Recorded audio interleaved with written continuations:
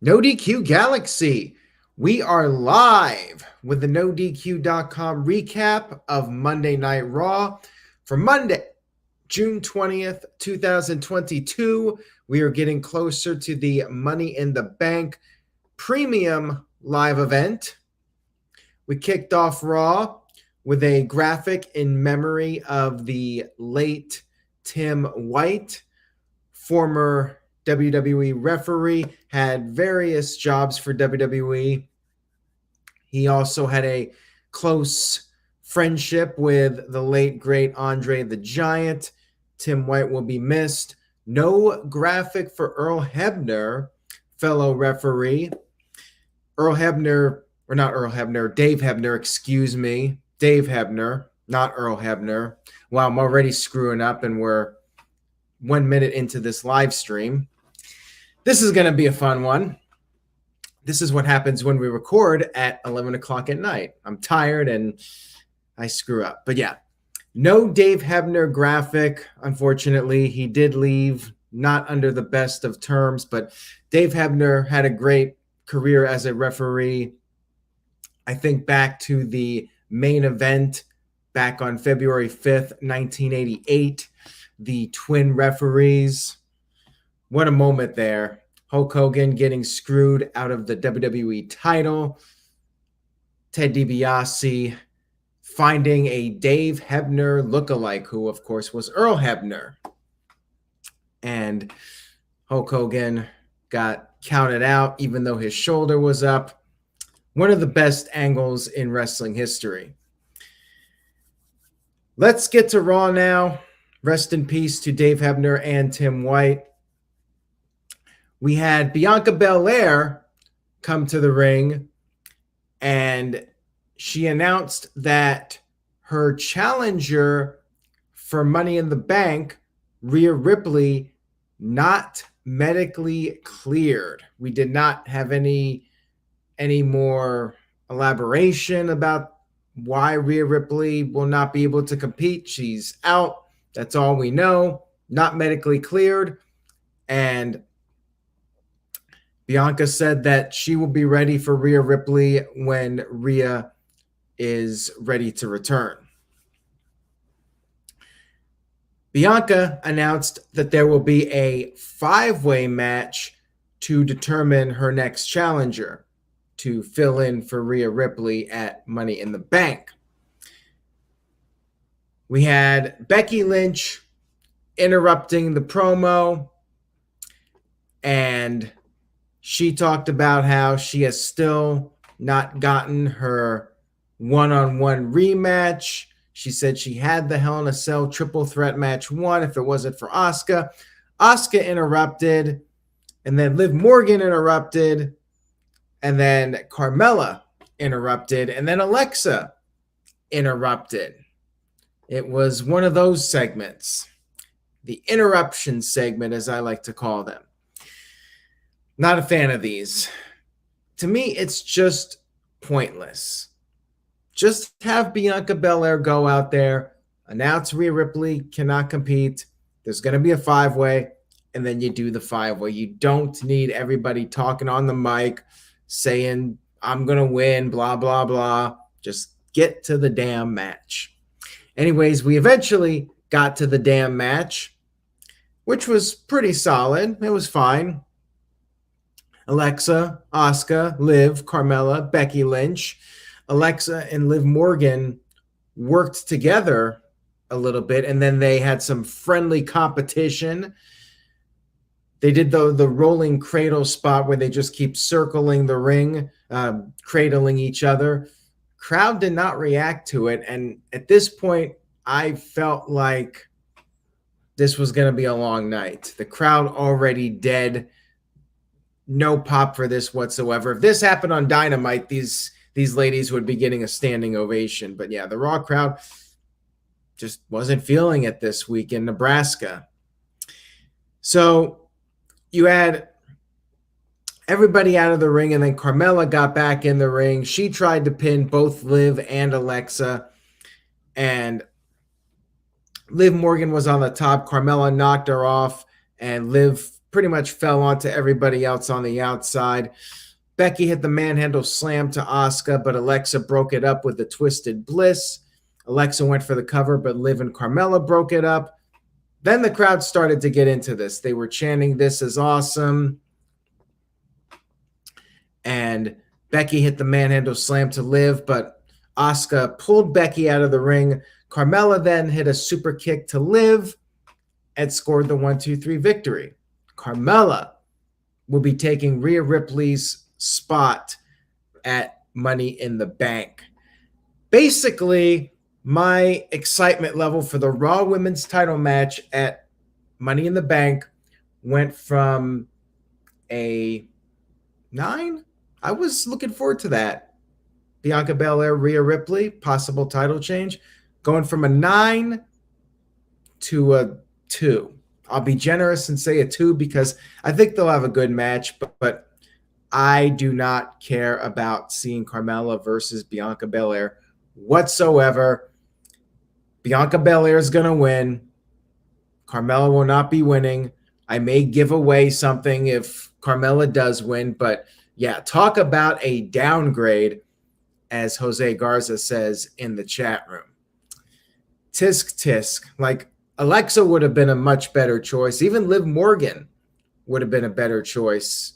I mean, Carmella was literally the least interesting choice of the participants in this match. So, yeah. Not a fan. And backstage, Becky Lynch was upset, and she talked about how she's on the Money in the Bank poster. She should be in Money in the Bank. Pierce said that the scheduled match between Becky and Asuka would happen in the main event segment. Then we had a surprise appearance from Vince McMahon. Once again, he was on SmackDown. He was on Raw. He talked about how Raw, it's episode 1517, 18, 19, something like that. Longest episodic series of all time, yada, yada, yada. Talked about how for almost 30 years it's been on top, and 20 years has been dominated by the greatest WWE superstar of all time, the one and only John Cena. So basically it was just Vince going out there, plugging John Cena, that he'll be back next week, something we all knew already. And Vince took his leave again. Very similar to SmackDown, just coming out there, talking for a minute or two, and then taking his leave. I guess that's going to be Vince's new gimmick. But will he go over to NXT now? I mean, he should. He might as well show up in NXT and talk about Braun Breaker. How about this Braun Breaker and everybody else, or something like that? He should just show up in NXT and make little 1-minute cameos every single week now.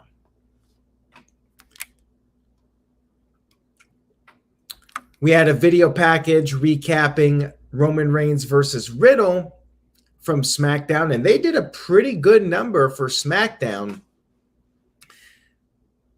Roman Reigns versus Riddle, I think, actually beat out the Vince McMahon promo from the start of the show. Roman Reigns and Riddle had the highest quarter hour.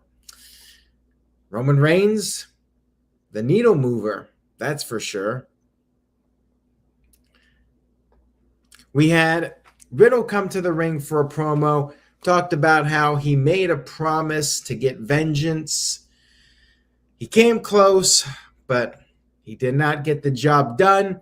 He let the fans down. He let himself down. He let Randy down. And he's going to keep fighting, though. He said Roman Reigns will have to kill him to stop him. He can win Money in the Bank. He was interrupted by Omos and MVP. MVP was wondering what was Riddle smoking. He had to get something from Snoop Dogg or Wiz Khalifa, some top stash stuff, because MVP said Riddle is divorced from reality. Said that Riddle will get high when Omos slams him down to reality, and says, talk about a bad come down. Riddle responded by saying he is going to get high when he raises his hand held high in victory. We had our match, Riddle versus Omos. Riddle's ribs were taped up. Omos dominated. Seth Rollins was backstage watching sideways. Riddle started to make a comeback, tried to hit the RKO, was unsuccessful, and then Omos beat him with the tree slam. And then afterwards, he hit another one. Rollins came down to the ring, attacked Riddle, beat him up, got on the mic, I should say, cut a promo, said that Riddle is the ultimate loser. Only one man in Money in the Bank has Roman Reigns' number, and it's him. He brought up the Royal Rumble. Riddle came back in, got hit with a curb stomp. So poor Riddle got beat up by Omos, got beat up by Seth Rollins. Where does he go from here? I mean, Omos and Money in the Bank, yawn, do not care, whatever. I guess he'll stand around. People will throw ladders at him. Maybe he'll step on the ladder and break it. They'll do the Big Show spot. But I do not care about Omos in this Money in the Bank ladder match. I'm over the Omos push. I think it's run its course. Building Nexus with a $5 super chat. Thank you for that. Says, in your personal opinion, would you rather see Cody Rhodes fight Seth Rollins or Roman Reigns at WrestleMania? Also, would you do a giveaway if Seth Rollins does not win Money in the Bank? No giveaway for that because I do not think Seth Rollins winning is a given. I really think it could go any way for Money in the Bank. Like, to me, it's a tough one to predict. Rollins would be my choice, though.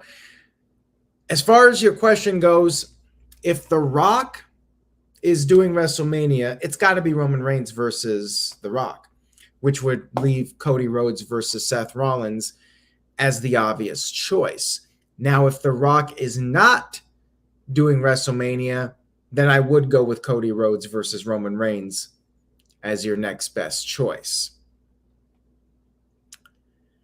We had Theory coming to the ring for a promo. A recap was shown of the pose competition from last week with Lashley.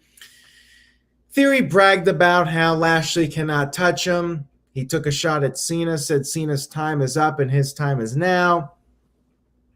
He did another pose down, but then Bobby Lashley literally popped up in the ring right behind him. Theory took his selfie and then realized Lashley was behind him. This was kind of a cute little moment. And Lashley used baby oil on Theory, getting revenge for last week, and then speared Theory off the podium. And then Lashley got on the mic and said the U.S. title is coming with him. We had a recap of Edge being attacked by Judgment Day 2 weeks ago. No word yet on when Edge will return. Judgment Day, by the way, competed on Main Event against the Mysterios. We had Theory backstage revealing that Lashley will have to run a gauntlet match in order to get a U.S. title opportunity at the Money in the Bank Premium Live event. Next up, we had Angelo Dawkins versus Jey Uso. Usos cut a promo beforehand. Profits cut a promo beforehand. We had a lot of talking between matches here, like probably a good 20 to 30 minutes. Psycho Jet Black sent in a $2 super chat. Thank you for that. Says, Theory versus Lashley, baby oil on a pole match. Don't give them ideas because they very well may just do something like that. This was an okay match. I mean, I think the match last week was better with Jimmy versus Montez Ford. It was a very basic match this week. Jay caught Dawkins with a super kick, went for the big splash, but he got caught coming off the top, got hit with Sky High. Dawkins won, picked up momentum. Yada, yada, yada. Not much to say about it. We had a backstage segment. We saw the guitar, the iconic guitar of Elias. And it was, in fact, Elias, beard and all. Full costume, the whole 9 yards. And then Ezekiel showed up. Both Elias and Ezekiel on the screen at the same time. It is official. They are two different people. Clear as day here. Two different people. They had a conversation talking about Elias's absence. He's been traveling, playing shows. He's a changed man now. He's happy to be in Nebraska. And Zeke talked about winning Money in the Bank. Such a great moment here to see these two brothers in the same room at the same time. And then we had our concert with Elias. He dedicated his song to his brother Ezekiel. And that's when Kevin Owens arrived. Kevin Owens was not convinced. He said that the video was special effects. How dare him say this, by the way. And he said he saw a movie with dinosaurs. He knows the technology, what they can do. And Darren, what are you talking about fake beard? Like, come on now. Don't be a hater. Don't be like Kevin Owens. Shame on you, Darren. Kevin Owens got in the ring, and then he was going to take the guitar, but before that happened, we had Ezekiel appearing on the Titantron saying that they have been telling the truth. Elias was going to sing a song, and that's when Owens got the guitar, and he threw it out of the ring. Elias then hit Owens with another guitar, and then Owens stumbled to the backstage area. He was interviewed. He is still not convinced, and he thinks the Titantron thing was pre-recorded. Where is he getting this from? And then he issued a challenge to either Ezekiel or Elias for next week's show. And Zeke showed up and accepted the challenge for next week. Best thing on Raw, in my opinion. Like this was complete gold. And all I could say is, Kevin Owens, you got owned on this show. To me, it is clear as day. Ezekiel, he's got his people. Elias has his people. They got their fans. Maybe one day they can become the tag team champions. People just love Ezekiel, and now Elias is a changed man. All is right in the world. Great stuff here. A+. Like, to me, this boosted up Raw significantly. I was gonna be very negative on Raw, but this segment right here just saved the show, in my opinion. This made Raw. Next up, we had a gauntlet match for the United States Championship. And we had Lashley going up against Shoosh, Chad Gable.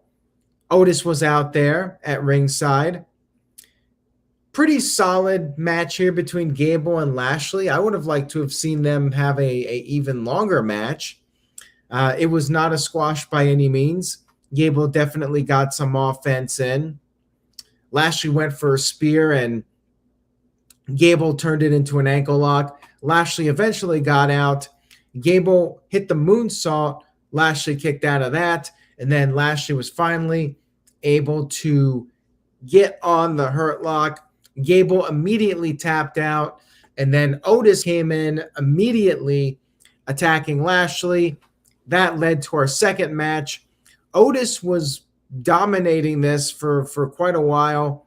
He went for the Vader bomb, but he missed. Lashley tried to get on the hurt lock. Otis escaped, but then Otis got hit with the spear. Lashley somehow beat Otis to advance, but Otis definitely looked, actually, I take that back. Gable jumped in and caused a DQ before Otis could get pinned, but Lashley basically had the match won. They've really been protecting Otis. Like, he had a good showing here, and they went with the DQ instead of the pin. So they are trying to protect Otis. Yeah, this was good too. And then the third man in this gauntlet match was, in fact, Theory.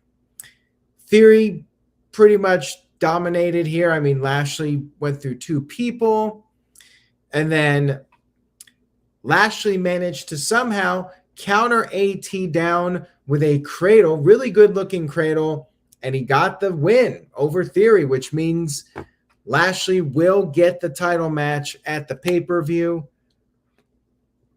Good stuff here. I mean, I'm not a big fan of Theory getting pinned, but they made it look like Lashley just got him in that cradle, got him down for the 3 seconds. But yeah, if you're building up Theory against John Cena for SummerSlam, like, you really don't want Theory to be losing matches. The Game is on 100 with a $2 super chat says WWE made Theory a geek, a joke against Lashley.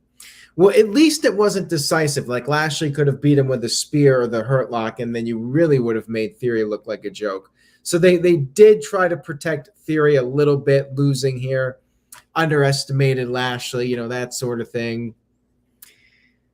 So the question is, what happens at Money in the Bank now?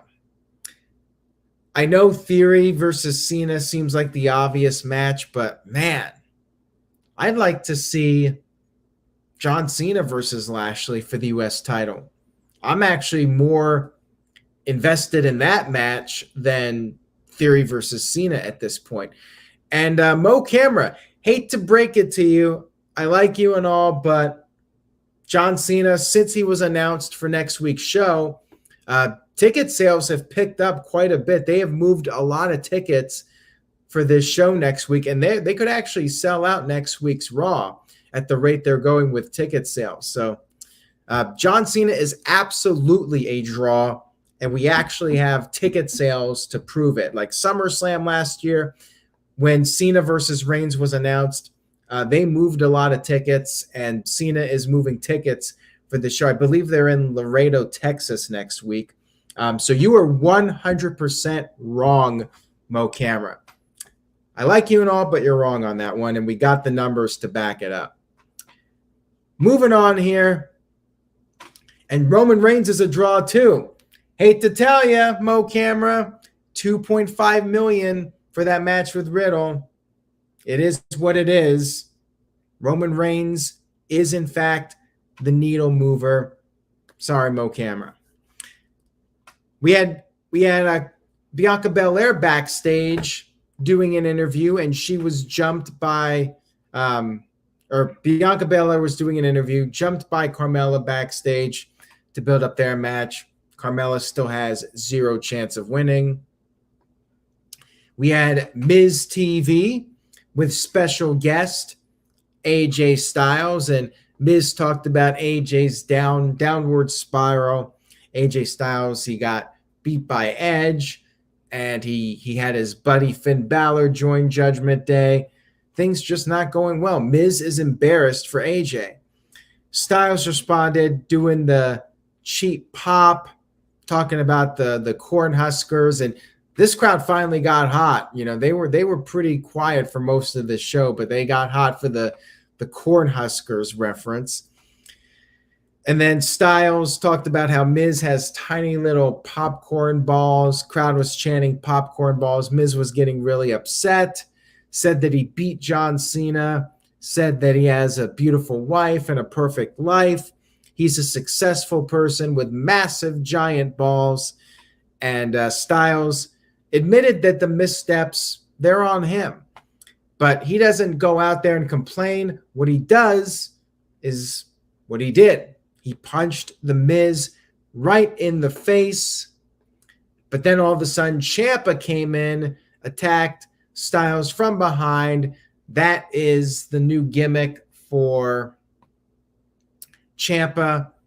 It's been his gimmick. He just jumps people from behind randomly. And then we had a match, Ciampa versus The Miz.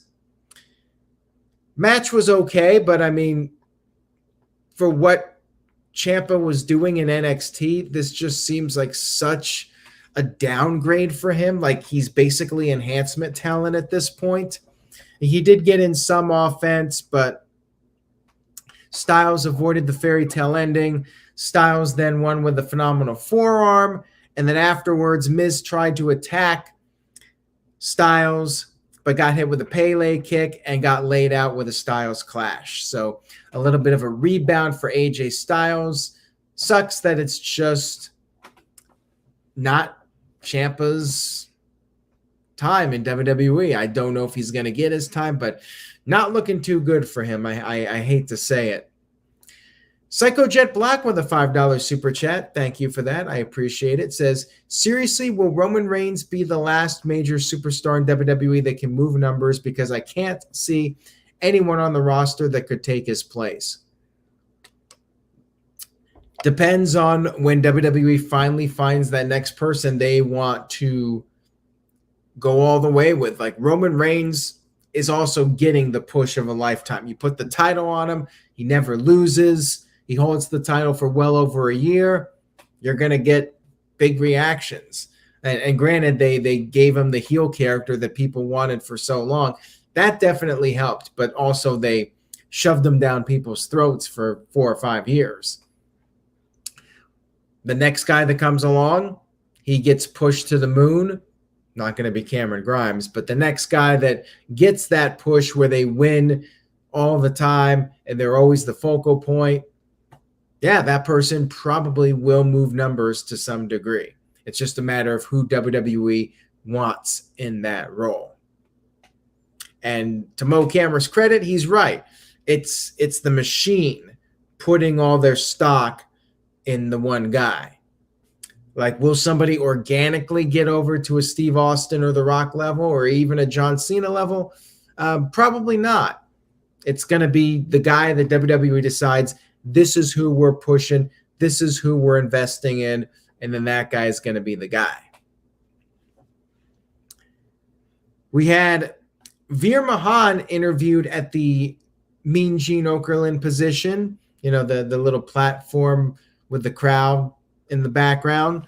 And Veer just talked about how he loves Carnage and nobody knows how to stop him. Fear Veer. It was a promo. Nothing special in my opinion. We then had our main event of the evening, a Money in the Bank qualifying match. Asuka versus Becky Lynch. Pretty solid main event here. Becky attacked Asuka as Asuka was making her entrance, attacked her on the stage. Both got on the ring. They started brawling. The match finally got going. Back and forth here.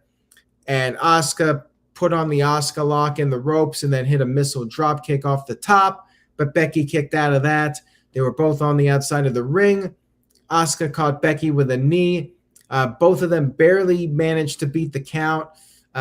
Becky tried to get the disarmor on, but was unsuccessful. And then Asuka hit the Asuka kick and scored the 1-2-3 victory. I'm a little surprised. I thought Becky was going to win this one. Asuka picks up the victory. And speaking of downward spirals, we had AJ Styles being portrayed as a guy that hasn't been running well. Well, Becky Lynch loses again, and she was snapping. She was throwing things on the outside. She was basically on the verge of tears. She was not happy whatsoever. So we'll see if she gets her last chance opportunity next week, or maybe AJ Styles gets his last chance. Like, AJ Styles should be in Money in the Bank, and quite frankly, so should Becky Lynch. Psycho Jet Black sent in a $2 super chat. Says, Veer came, Veer saw, and Veer came again. What is he, Val Venus? Maybe that could be Veer's next gimmick once WWE gives up on the monster push. You know, Shanky is doing the dancing. He's the dancing fool. Maybe Veer can be the modern day Val Venus, you know, kind of be what Great Khali was doing with the Punjabi Playboy gimmick. and be like maybe a hybrid of Great Khali comedy with Val Venus's sex appeal. DJW with a $5 super chat. Thank you for that. I appreciate it. Says, an AEW t-shirt during a Raw review, Aaron? Is that by design? LOL. Just wear it whenever. I really don't think too much what I'm wearing. If I'm wearing an AEW shirt, then so be it. I've worn plenty of WWE shirts. I had that WrestleMania shirt for a while. I have a couple of them, so I've been wearing those during Dynamite recaps. So I find it funny when people freak out about that. When I've definitely worn WWE shirts during AEW recaps. And DJW sent in a $5 super chat again. Thank you for that. I appreciate it. It says, Becky Lynch will find her way into the match. It's inevitable. Maybe she goes face. I would love it if she just finally drops the heel character and goes back to being a babyface. Like, if that's where this is leading to, I'll like it. But I'm not getting my hopes up on that. And would not surprise me if she does find a way into the match. She gets her last chance opportunity, complains to Adam Pearce. I could certainly see that as a possibility. Building Nexus sent in a $5 super chat. Thank you for that. I appreciate it. Says, follow up from earlier. If it's Cody Rhodes versus Seth Rollins at WrestleMania, would you support bringing in a third guy like Brock Lesnar to make it more of an uphill climb for Cody Rhodes? I really don't think Brock Lesnar needs to be a heel at this stage of the game. Although Brock Lesnar versus Cody Rhodes at some point would be an interesting match. Maybe not for WrestleMania, but post-WrestleMania. Cody Rhodes versus Brock Lesnar, SummerSlam 2023. I could definitely see as a possibility. But I would find something else for Brock to do and keep him away from Cody until Cody becomes the WWE champion. And then Brock Lesnar is, like his Andre the Giant for Hulk Hogan at WrestleMania 3 type of scenario, where Cody's got the biggest challenge of his life, trying to go up against the beast Brock Lesnar. Mo Camera sent in a $2.79 super chat. Thank you, Mo. Says, people complain about AEW ratings, but not WWE sheeps. Well, WWE numbers for Raw are not that great. I mean, they're not the worst they've ever been, but they could certainly be better. SmackDown was down a bit, but they did go up this week. Rampage, on the other hand, lowest 18-49 demo rating they've ever had, and that's including the episodes that aired at random times. And I believe it was their lowest viewership in the regular time slot ever. And to be fair, bouncing around during the playoffs has not helped them. But yeah, Rampage has definitely lost some steam as far as viewership goes. It just doesn't feel like a must-see show. And the wrestling's always really good. It just doesn't feel like a show you need to watch. That's the problem. And having it taped, I know that doesn't make a huge difference. But for me, if it's not a live show, I definitely lose interest. Psycho Jet Black sent in a $2 super chat. Says, would Veer get over if he had great promo skills? Well, I would say that most wrestlers, whether it's WWE or AEW, if they had great promo skills, they would get over. Like, there are plenty of guys that were never great wrestlers, but they could talk, and talking is a big part of the game. Talking is what gets people in the arenas. That's why it's called a promo. You're promoting something. If you can promote something successfully and you get paying customers, you're gonna be on the cards. You're gonna be pushed. Bottom line, at the end of the day, the promoting is the key to making the money. DJW sent in a $5 super chat. Thank you for that. I appreciate it. Says, A part of me wants Vince McMahon to relinquish control of WWE due to his case, even if it's temporary. A different creative WWE is needed with all due respect. Well, Vince is not going to live forever, but there are people that are worried if Vince is not in charge, what is going to happen to WWE? Say what you will about Vince, but WWE is a highly profitable company, and they have been for many years. What happens when Vince is gone? Will it get better? But could it get worse? Will the management get worse? Maybe the creative gets better, but as far as the company goes, they run a very tight ship, and they have been for many years. What happens when the captain's no longer there? Can they continue to be a highly profitable company? That remains to be seen. It will be interesting for sure. When Vince is out of the picture, it'll be an interesting time, for better or worse, in the world of WWE. Psycho Jet Black with the $2 super chat says, would WWE really have Cody pin Brock Lesnar? Not sure. Depends on when Brock Lesnar is ready to wrap up his career. He could go several more years, so the timing might not work out for Cody to beat Brock Lesnar. But if Brock Lesnar only has a year or two left by the time Cody comes back, wins the WWE title, that could be the time Brock is ready to hang it up and he puts over Cody Rhodes on the way out. Or maybe he's close to being on his way out and he puts over Cody Rhodes and maybe has one or two more matches after that. So just depends on the timing. But if Cody comes back and is big enough, I could definitely see Brock Lesnar putting him over. DJW sent in a $5 super chat. Thank you for that. I appreciate it. It says, what do you think MJF's future will be now that he's written off television? I do not expect him to be gone for the rest of his contract. I think that this is an angle with AEW, and that they want you to believe that there are real problems and maybe he has been fired. They want you to think something is up. But I do expect MJF to be back. When, I don't know, but I would be shocked if he's gone more than a couple of months. Like, if he's back at the Blood and Guts Dynamite or All Out, I would not be surprised. But I do expect him back, and him versus CM Punk for the title, I think is going to be a hot match. But that all depends, whatever they may have had planned or were possibly discussing, like that could all be up in the air now. And maybe because of that, MJF's return might be delayed a little bit. We'll see. I don't know what Tony Khan's plan is, but I do expect MJF to be back. So overall, Raw was not great in my opinion, but one thing that was great was that Elias and Ezekiel segment, the Elias concert.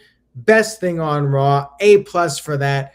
Rest of the show was like a C+ for me. So I average it out.